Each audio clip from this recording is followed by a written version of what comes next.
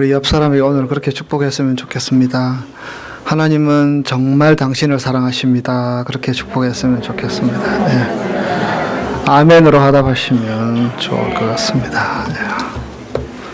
하나님의 사랑을 입은 여러분들 가운데 또 예배하는 여러분 가운데 오늘도 말씀을 통한 은혜가 넘치시기를 소원합니다. 미국이나 한국이나 요즘 선거철이라 정가가 시끌시끌하지요. 네. 모두가 자기가 합당한 대통령 후보라고 주장하고 또 자기가 제 국민을 위하는 일꾼이라고 자기가 필요하다고 주장합니다. 하지만 그 정치인들이 걸어온 길 또 그들이 했던 말들을 조금 살펴보고 돌아보면 대부분 어떤 원칙에 따라 움직인 것은 아님을 금방 알게 됩니다. 본인이 일반인이었을 때에 또 정치인이 되었을 때 입장이 달라지는 경우도 많고요. 또 여당이었을 때의 말과 야당이 되었을 때의 말도 다르지요. 자기가 잘못했던, 자기가 실수했던, 자기가 또 다르게 얘기했던 것에 대해서는 아주 가볍게 생각하지만 다른 사람들의 실수나 잘못이나 말에 대해서는 어떤 큰 원칙에 어긋난 것이라고 강하게 밀어붙이기도 합니다. 그래서 그런 말 하지 않습니까? 내가 하면 로맨스고 남이 하면 불륜이라고. 자기의 흠이나 약점은 침소봉대하려고 하고요. 다른 사람들의 약점은 크게 부풀리려고 하는 사람들. 내가 잘못하면 다 이유가 있고요. 남이 잘못하면 원칙대로 처리해야 한다. 이렇게 상대를 깎아내리지요. 인생을 살면서 이런 소신이나 원칙 참 중요한 것 같습니다. 우리가 이런 얘기들, 소신, 원칙 이런 얘기들을 하지만 실제로 그것이 참 쉬운 것은 아니다라고 여겨집니다. 하지만 우리 나름대로 인생의 원칙이 있으면 그 원칙이 어떤 결정을 하거나 어떤 것을 선택할 때에 좋은 영향력을 끼칠 수 있겠지요. 하지만 또 어떤 경우는 그 원칙들에 사람들이 종종 걸려 넘어지곤 하지요. 안타까운 일입니다. 신앙생활도 여러분 원칙이 중요합니다. 신앙생활의 원칙이 무엇이겠습니까? 한마디로 얘기하면 예수님이 보여주시고 성경이 교훈하는 것들이다 라고 얘기할 수 있겠지요. 예수님께서 그의 삶으로 그의 말씀으로 보여주신 것들 또 성경의 말씀들 이런 원칙을 알아서 잘 지키고 그 원칙에 충실하며 살아갈 때에 우리의 신앙은 힘이 있게 되고요. 또 우리를 새롭게 변하는 어떤 능력이 그 속에서 흘러나올 수 있습니다. 우리의 부끄러운 삶을 청산하고 믿음으로 자라가는 초석이 될 수 있습니다. 우리에게도 우리가 붙들고자 하는 신앙의 원칙들이 필요하지요. 여러분은 무엇을 붙들고 살아가고 계십니까? 오히려 어떤 경우는 세상적인 원칙들은 아주 강하게 그렇게 주장하면서도 신학의 원칙에 대해서는 소홀한 경우들이 종종 있게 됩니다. 여러분들은 어떠십니까? 오늘 우리 고집사님 읽어주신 말라기 말씀은요, 시대적인 배경은 이런 상황입니다. 이스라엘 백성들이 바벨론 포로로 잡혀갔다가 다시 돌아왔던 상황이고요. 그리고 돌아와서 이제 제대로 한번 살아보고자 농사도 짓고 또 포도도 심고 또 여러 어떤 인생의 삶의 기반들을 다지기 위한 이런저런 일들을 해 나갔습니다. 하지만 문제가 있었습니다. 농사 아무리 지으려고 해도요, 메뚜기 떼나 병충해 때문에 엉망이 되어 버리고요. 포도 열매도 수확하기 전에 다 떨어져 버리기도 했습니다. 유다 백성들은 이제 하나님께서 우리를 포로에서 구출해 주셔서 이 땅에 살게 하셨는데 뭔가 좋은 일들이 일어날 것으로 생각을 했는데 이처럼 형편없는 결과를 보면서 이유를 알 수가 없었습니다. 그때에 여러분 오늘 말씀 말라기라는 예언자가 이런 진단을 내리고 있습니다. 너희는 그 이유가 신앙의 원칙을 저버렸기 때문이다. 오늘 보면 3장 7절에 보시면 나의 규례를 떠나 지키지 아니하였다라는 말씀이 있지요. 이 규례는 하나님께서 우리에게 원하시는 어떤 신앙의 원칙이라고 할 수 있고요. 그것을 붙들지 않고 살았기 때문이다라고 하나님께서 진단을 내리고 계십니다. 그들은 눈앞에 이익에만 급급했고 또 자신이 정말 어떤 존재인지 하나님께서 어떤 구원의 역사를 통해서 이 자리까지 있게 하셨는지를 다 잊어버린 채 세상이 부는 바람대로 또 자기가 가지게 되는 세상의 욕망대로 이리저리 살아갔던 것입니다. 그렇다고 그렇게 하면 모든 것이 끝장입니까? 그것은 아닙니다. 하나님께서 말씀을 통해서 이스라엘 백성이 하시는 말씀은요, 그럼에도 불구하고 기회가 있다라는 것, 그리고 다시 한번 그 원칙을 가지고 와야 된다. 원칙에 충실해야 한다. 그 자리에 하나님의 은혜와 복이 임할 것이다라고 말씀하고 있는 것입니다. 이 당시 유다 백성들이 다른 백성들과 다른 결정적인 차이가 있었습니다. 그것이 무엇이냐? 그것은 믿음의 대상입니다. 여러분, 이 믿음의 대상은 결정적인 차이이지요. 그들이 믿는 하나님은 언제나 한결같으신 분이십니다. 여러분, 하나님이 한결같다라는 말씀의 의미가 무엇입니까? 우리를 생각하는 그 마음, 하나님의 자녀로 우리를 아끼고 귀하게 여기는 마음, 당신의 외아들까지도 우리에게 주시고자 하는, 그래서 당신의 자녀들이 우리에게 주어진 인생 가운데 잘 살았으면 좋겠다. 우리 인생을 좀 풍요롭게 살았으면 좋겠다. 어떻게 하나님과의 관계 속에서. 그런 어떤 마음들. 그래서 힘이 필요할 때는 힘으로 함께 하시고, 지혜가 필요할 때는 하나님의 지혜를 빌려주시고, 또 인간의 힘으로 어떻게 할 수 없을 때에는 강을 여시고 길을 내셔서 이끌어 주시기도 하시는 하나님. 그 하나님이 그들의 하나님이라는 사실이에요. 그리고 그 하나님이 바로 그들의 곁에 계시다라는 사실입니다. 본문 6절 7절 말씀, 나 여호와는 변하지 아니하나니 그러므로 야곱의 자손들아 너희가 소멸되지 아니하느니라. 하나님은 변하지 않는다. 어떻게 변하지 않는지를 함께 말씀으로 나누었지 않습니까? 그렇기 때문에 너희들은 결코 망하지 않을 것이다. 소멸되지 않을 것이다. 만군의 여호와가 이르노라. 너희 열조의 날부터 너희가 너의 규례를 떠나 지키지 아니하였도다. 그런즉 내게로 돌아오라. 그리하면 나도 너희에게로 돌아가리라 하였더니 너희가 이르기를 우리가 어떻게 하여야 돌아가리까 하는도다. 지금 하나님께서는 말라기의 예언자를 통해서 그 말씀을 주시고 계십니다. 내게로 돌아오라. 어떻게 돌아가겠습니까? 질문하고요. 어떻게 돌아가겠습니까? 라는 질문에 대해서 하나님의 대답이 그 이후에 이어지고 있습니다.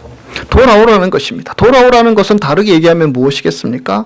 다시 한 번 더 하나님이 우리에게 주신 신앙의 원칙들을 귀하게 여기고 그것들을 붙들고 살아가라는 것입니다. 예수님의 삶과 그분의 교훈을 귀하게 여기며 날마다 우리에게 공급해 주시는 생명의 말씀에 귀 기울이며 그것을 내 인생의 원칙으로 붙들고 살아가도록 돌이키라는 권면의 말씀이 아니겠습니까? 내게로 돌아오라. 그런데 여러분, 하나님께서는 그분께 돌아오기 위해서 어떤 일을 요구하고 계십니다. 돌아와서 무엇을 하라고 했습니까? 원칙을 다시 지키라는 것이 아니겠습니까? 그런데 하나님께서는 어떤 최소한의 것들을 당신의 백성들에게 말씀하고 있는데요. 원칙을 지키는 최소한의 것이 무엇이냐? 성경은 11조와 봉헌물이다 라고 말씀하고 있습니다. 여러분 3장 8절 9절 우리 함께 읽겠습니다. 사람이 어찌 하나님의 것을 도둑질하겠느냐? 그러나 너희는 나의 것을 도둑질하고도 말하기를 우리가 어떻게 주의 것을 도둑질하였나이까 하도다. 이는 11조와 봉헌물이라. 너희 곧 온 나라가 나의 것을 도둑질하였으므로 너희가 저주를 받았느니라. 아멘. 하나님은 그렇게 이스라엘 백성들에게 말씀하셨죠. 내게로 돌아와야 한다. 그리고 돌아오기 위해서 주신 규칙이, 원칙이 11조와 봉헌물이라 말하고 있습니다. 그리고 그것을 지키지 않는 것은 도둑질한 것이다. 여러분, 오늘 본문 말씀은 11조에 대한 말씀이고요. 아마 말라기라는 예언자 이름을 들어도 11조를 강조한 예언자다라는 이야기들을 여러분 알고 계실 것입니다. 하지만 이 말씀, 11조를 강조한 이 말씀의 근본적인 뜻에 대해서 우리가 한번 살펴볼 필요가 있습니다. 국민이라면 특별히 지켜야 될 의무 중에 하나가 납세의 의무지요. 만약에 국민들이 저마다 세금을 잘 내지 않는다면 나라의 기반 자체가 흔들려 버리겠죠. 그래서 세금을 잘 내지 않는 사람들은 어떤 법적으로 이렇게 제약을 가하지 않습니까? 요즘 미국 대선에도 뭐 세금을 누가 잘 냈다, 잘 내지 않았다 해서 좀 논란이 있지요.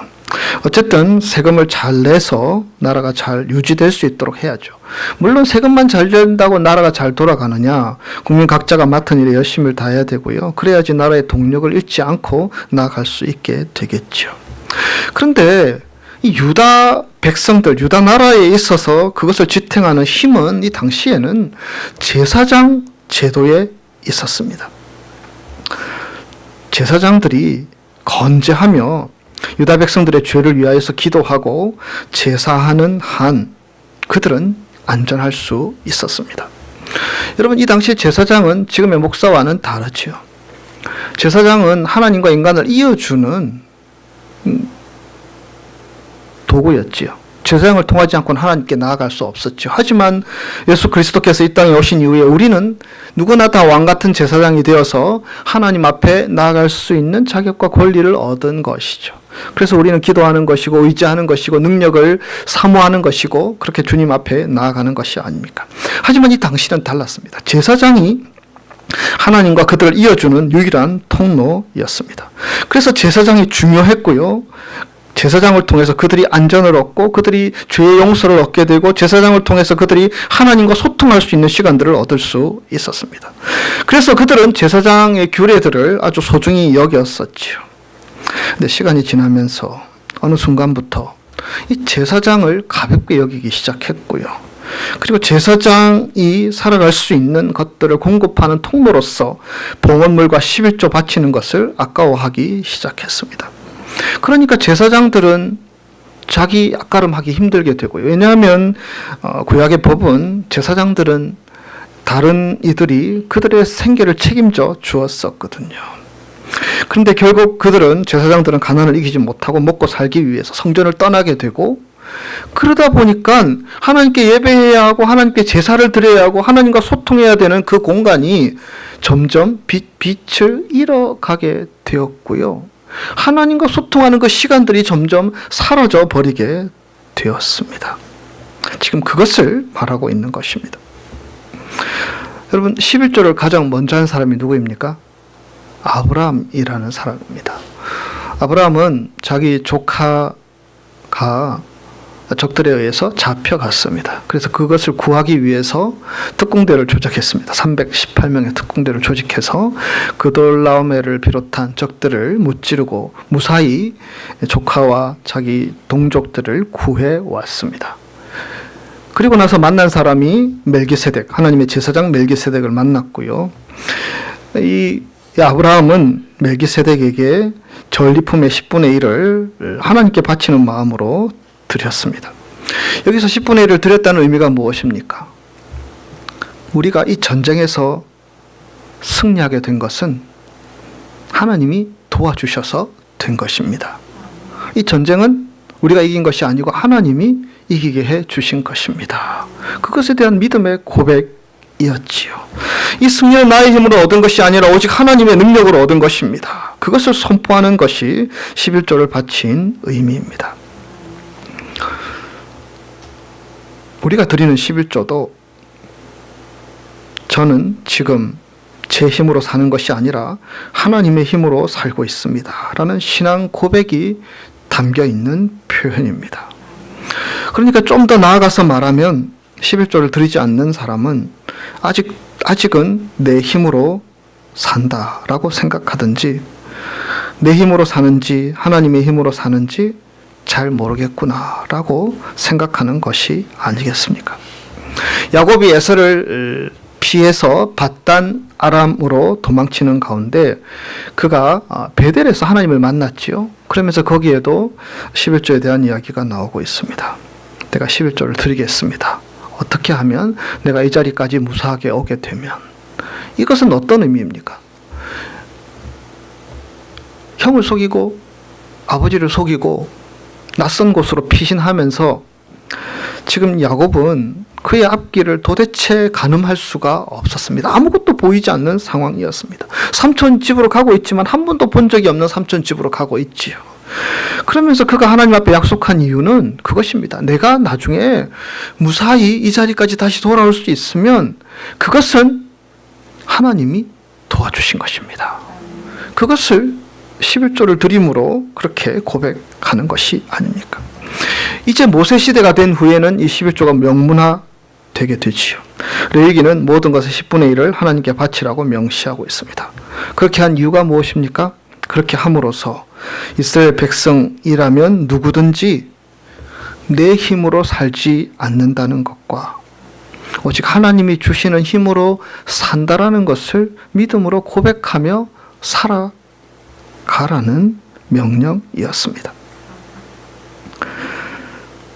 농사짓고 자녀를 낳아 기르며 정쟁에서 승리하는 모든 것들, 우리가 살아가는 인생 모든 것들이 하나님이 은혜로 선물로 주신 것들이라는 사실을 그들은 열의 하나를 하나님 앞에 드림으로 그것을 지켜나갔던 것입니다.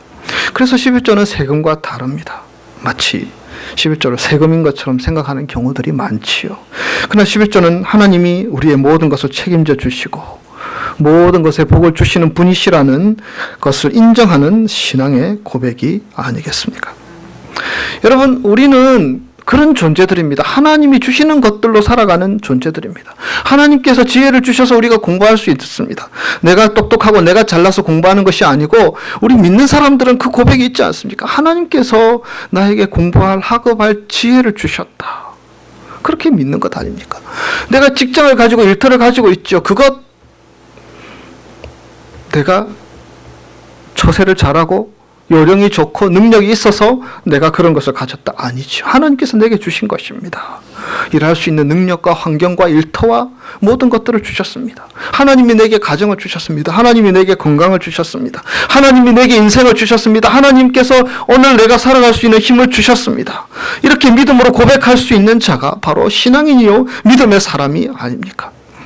하나님의 선물이라는 것, 내가 노력해서 얻은 것이 아니라 하나님의 선물이라는 것.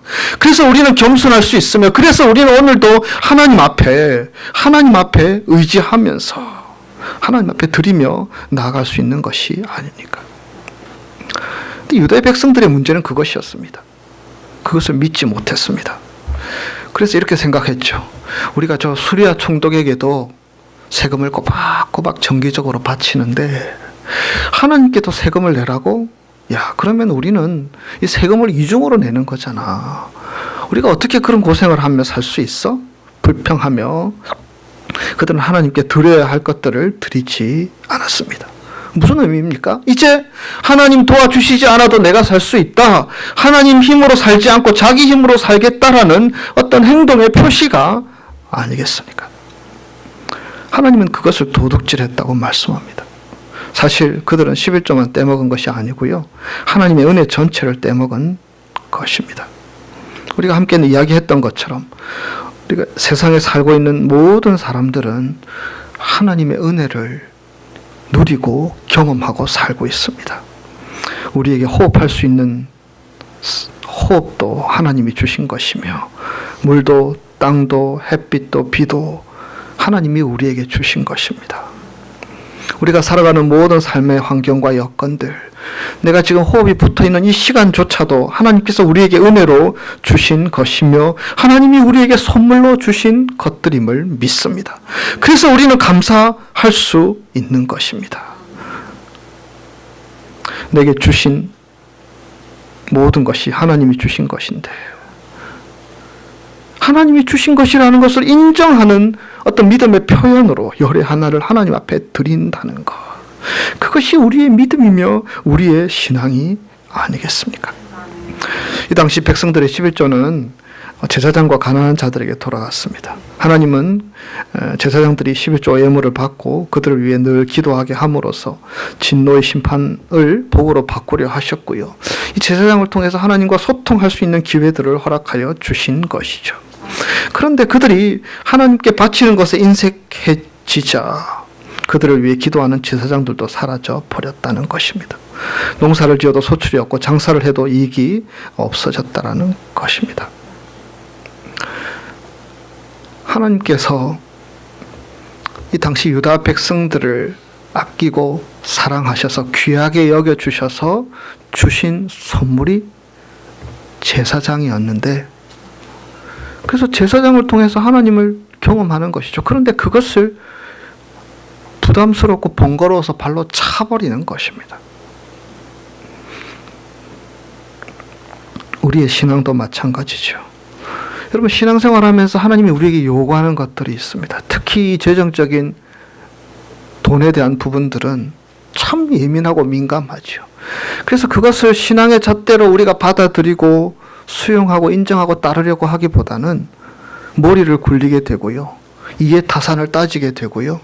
우리가 이 모든 것들을 세상적인 논리와 잣대를 가지고 풀고 생각하려고 하는 마음들이 우리에게 있습니다. 그래서 그것을 가지고 하나님께 드려야 할 것들도 판단하고 결정하게 된다는 것입니다. 세상에 있는 것들 중에 하나님이 주신 것, 하나님의 소유가 아닌 것이 무엇이 있습니까?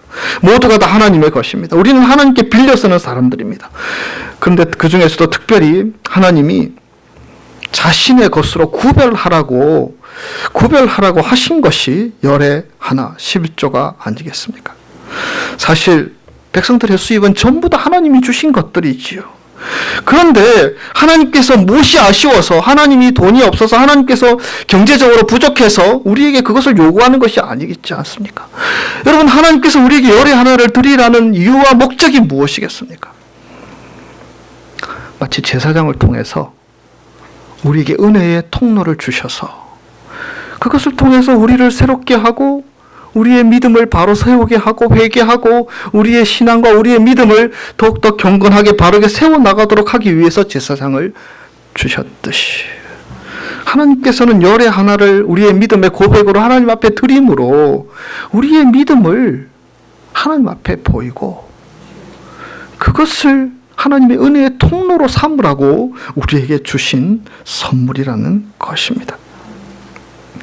구별하여서 하나님 앞에 드리는 것, 그것이 믿음이 아니겠습니까? 다 하나님이 주신 것인데 그것을 인정하는 우리의 믿음 가운데 더하여 채워지는 은혜가 그 자리에 예비되어 있는 것이 아니겠습니까? 우리는 그것을 기억해야 합니다. 하나님은 변하지 않으시는 분이다. 근데 우리는 변하거든요. 우리가 세워놓은 작은 신앙의 원칙들도 자꾸 흔들리고, 우리가 이 땅을 바로붙이고 살면서, 특별히 이민사회에서 살아가면서 많은 것들이 우리를 힘들게 하고 우리를 누르고 우리를 부담스럽게 하지요. 그래서 은근슬쩍 하나님께서 우리에게 소중하게 지켜나가라고 했던 믿음의 원칙들을 이렇게 잊어버리고 저렇게 잊어버리고 살아가는 경우들이 얼마나 많은지 모릅니다. 그러나 우리는 변하지 않는 하나님을 믿는 자들입니다. 그 하나님은 우리 곁에 계시며 우리를 늘 사랑, 은혜, 자비와 긍휼하심으로 우리를 대하시는 분이시라는 것입니다. 그리고 그 하나님이 요구하는 것이 무엇입니까? 내게로 돌아오라. 이제 너의 욕망대로 사는 삶들을 좀 내려놓고 다시 내게로 돌아와서 하나님이 너에게 원하는 그 원칙들을 붙들고 살아가라는 하나님의 요구가 담겨 있는 것이 아닙니까? 우리 그리스도인으로서 정체성을 우리가 잃어버리게 되면요, 참 예수 믿기가 힘들어집니다. 우리가 그리스도인이다, 하나님이 모든 것을 주셨으며 하나님의 선물이며 하나님이 주인이시며 하나님이 주권자이다는 것을 인정하지 않으면 우리 신앙생활이 너무나 힘들고 고되게 됩니다. 부담스럽게 됩니다. 내는 것도, 시간 내는 것도, 우선순위, 봉사, 우리가 어떻게 자유롭게 할 수 있으며 어떻게 그렇게 살아갈 수 있습니까? 일주일 내내 일터에서 고되게 어렵게 살아가면서 우리가 어떻게 그것들에 대해서 자유하지 않고 기쁨으로 하지 않는다면 우리가 감당할 수 있겠습니까? 우리는 분명 기억해야 합니다.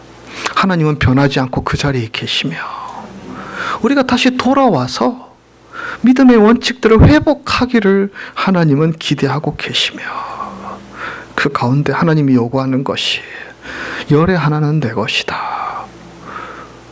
우리의 삶의 우선순위를 하나님이 요구하고 우리를 권면하고 있는 것입니다. 그러기 위해서는 포기가 필요하지요. 여러분, 우리가 세상의 것들을 포기하지 않으면 그 자리에 설 수가 없습니다. 우리가 가지는 욕망들을 포기하지 않으면, 우리가 가지려고 하는 쾌락들을 포기하지 않으면, 우리가 가지려고 하는 세상의 우아함들을 포기하지 않으면, 우리가 가지려고 하는 세상의 어떤 넉넉함들을 포기하지 않으면, 우리가 누리려고 하는 세상적인 즐거움들을 좀 내려놓지 않으면 우리는 하나님이 주인 되심을, 하나님이 모든 것을 우리에게 주신 분이시라는 믿음의 고백을 할 수 없게 된다라는 것입니다. 진정한 복은 오직 하나님이 주신 것입니다. 그래서 우리는 그것을 귀하게 여기고 붙들고 나아가야 하는 것이 아니겠습니까? 두로 지방에서 한 이방 여자가 귀신 들린 딸을 고쳐달라고 예수님께 요청했을 때 예수님께서 이런 말씀을 하셨습니다. 자녀의 떡을 개에게 줄 수 없다. 매정하게 거절하셨죠. 그런데 그 여자 입에서 이런 놀라운 고백이 흘러나오게 됩니다. 무엇이라고 말했습니까? 부스러기라도 좋습니다. 부스러기라도 좋습니다. 그렇게 고백합니다. 개들도 주인의 상에서 떨어지는 부스러기를 먹지 않느냐는 것입니다. 그 여자가 볼 때에 어떻게 보면 병이 낫고 또 귀신이 떠나는 것도 부스러기 같은 은혜에 불과하다고 고백한 것이 아니겠습니까? 그러면 떡 같은 은혜는 무엇입니까? 하나님의 말씀을 듣고 성령으로 감동되어서 우리가 하나님을 온전히 나의 주인으로 인정하고 예배하며 찬양하며 기꺼이 하나님을 위해서 우리의 시간과 우리의 우선순위와 우리의 삶을, 우리의 물질을 하나님 앞에 기꺼이 드리며 헌신하며 살아가는 것, 오직 하나님의 영광을 위해서 살아가는 삶을 사는 것이 바로 떡 같은 인생이 될 수 있지 않겠습니까? 하나님의 백성들은 그래서 훈련해야 합니다. 포기하는 훈련들을 해야 합니다. 우리가 얻은 것, 예수 그리스도의 보혈로 우리를 새롭게 하신 그 구원의 은혜, 언제나 거기 변하지 않는 그곳에 함께 계셔서 우리에게 은혜를 베풀어 주셔서 우리 인생의 목적을 깨닫게 하시고 주님과 동행하며 살아가는 기쁨들을 주시기를 원하셔서 기다리고 계시는 그 하나님을 우리는 바라볼 수 있어야 하고요. 그것을 붙들기 위해서 기꺼이 버리는, 포기하는 훈련들을 우리가 해야 하는 것입니다. 하나님이 요구하시는 최소한의 것을 지키면 어떻게 된다고 말씀합니까? 본문 10절 말씀 우리 같이 읽겠습니다. 만군의 여호와가 이르노라.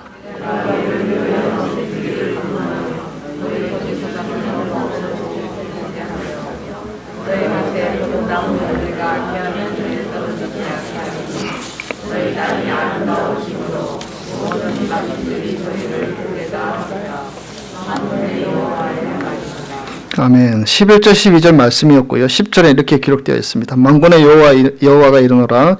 너희의 온전한 11절을 창고에 들여 너희 집에 양식이 있게 하고 그것으로 나를 시험하여 내가 하늘의 문을 열고 너희에게 복을 쌓을 곳이 없도록 붙지 아니하나 보라. 창고가 텅 비어있는 그곳, 그러나 하나님 앞에 열의 하나를 드림으로 그 창고가 채워지게 되고 하나님께서 너희의 삶을 풍성하게 해주시겠다는 약속의 말씀들을 주시고 있는 것입니다. 어떤 자들에게 기꺼이 하나님의 나라를 위해서, 하나님이 주인 되심을 인정하기 위해서, 하나님이 모든 것을 주신 분이라는 것을 인정하기 위해서 우리가 세상적으로 볼 때 희생이라고 여기는 작은 행동들, 작은 드림, 작은 헌신, 작은 충성의 자리에 있는 자리에 하나님께서는 그러한 은혜를 주시겠다고 약속하시는 것입니다.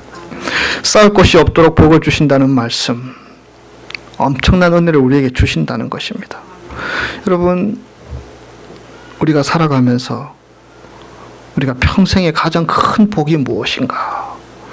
여러분은 어떤 복을 추구하며 살아가고 계십니까? 그 복은 우리가 하나님의 자녀로서 살아가는 복이며, 하나님의 자녀로서 하나님께서 우리에게 누리도록 허락하여 주신 모든 것들을 풍성하게 누리며 살아가는 삶, 성경에서 약속하신 삶, 성경에서 우리에게 보여주신 삶, 그러한 것이 아니겠습니까? 땅에서 석유가 펄펄 솟아나고 금광에서 금이 쏟아나며, 또 슈퍼볼에서 우리가 아는 팀, 우리가 좋아하는 팀이 우승하는 것보다 비교할 수 없는 복이 하나님께서 우리에게 주시는 하나님의 자녀된 삶으로서 누리게 되는 복이라고 하나님은 약속하고 계시며, 그것을 우리에게 주시겠다고 말씀하시는 것입니다. 하나님은 우리에게 말씀하십니다. 하나님께로 돌아오라. 여러분은 삶의 어떤 부분, 다시 하나님께로 돌이켜야 될 부분이라 여기십니까? 아니면 여전히 하나님께서는 곁에 계셔서 속상해하는 마음으로, 마음 아파하는 모습으로 우리를 지켜보시지만 그분을 외면한 채 우리의 삶의 욕구들 위하여만 달려나가고 살아가는 것은 아니십니까? 하나님은 우리에게 말씀하십니다. 내게로 돌아오라. 이 주님의 요구의 말씀에 우리가 반응할 수 있는 자 될 수 있기를 소원합니다. 그 가운데 11조는 하나님께서 우리에게 주신 가장 최소한의 것, 우리 믿음의 표현입니다. 더 나아가서 우리의 삶의 우선순위를 주님 앞에 드릴 수 있는 자, 우리에게 주어진 시간을 하나님 앞에 사용하시도록 드릴 수 있는 자, 우리 인생을 기꺼이 하나님 앞에 헌신됨으로 하나님의 영광을 위해서 내가 한번 살아보겠노라고 결단할 수 있는 자, 그러한 사람들이 우리 크리스탈 한인교회에서 날마다 일어나는, 그래서 하나님의 영광 드러내는 저와 여러분의 삶이 되시기를 주님의 이름으로 축복합니다. 기도하겠습니다.